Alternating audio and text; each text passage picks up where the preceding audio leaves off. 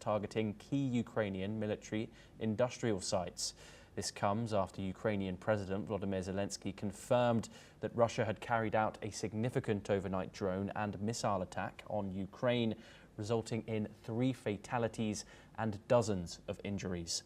Zelensky further stated that the attack involved approximately 580 drones and 40 missiles.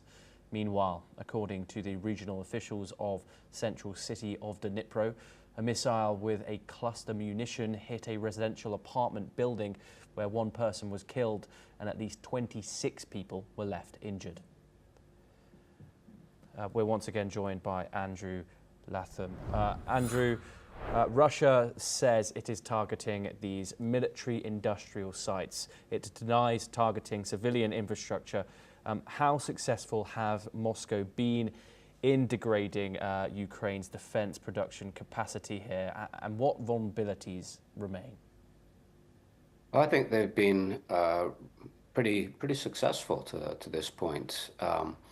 We have to bear in mind, of course, that there are military dedicated production facilities and other kinds of infrastructure that are legitimate targets under the international laws of war. Then there are dual use.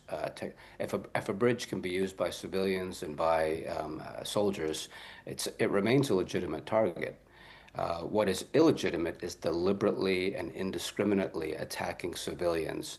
And at least on the margins, it seems that the Russians have been doing this as part of what we might call, quote unquote, a terror campaign. That's certainly the way President Zelensky has characterized it. So some of these civilian casualties and some of these dual-use facilities are legitimate and legal, lawful under international law. But in those cases where the Russians are if they are, and where they are, and when they are deliberately targeting civilians, that's illegal. And President Zelensky's charges in that case are justified. Whether this will turn the war in Russia's tide remains to be seen. Certainly degrading the infrastructure, and especially the energy infrastructure on the eve of winter setting in, is likely to result in intensified grassroots pressure on the Zelensky administration to bring this war to an end, even if it means ceding territory.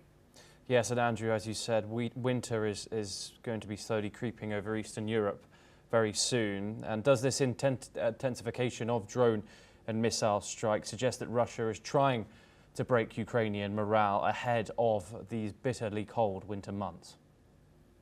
Yes, I think that's been the case for some months now. And breaking the morale does not mean, necessarily mean, as President Zelensky said, trying to terrorize the population in terms of killing innocent civilians.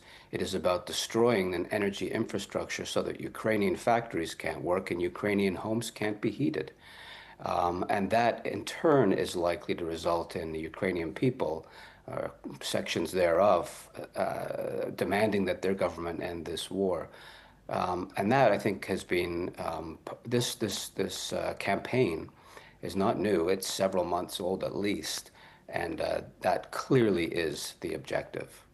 Yes, Andrew, do stay with us. We have some diplomatic updates now, where Ukraine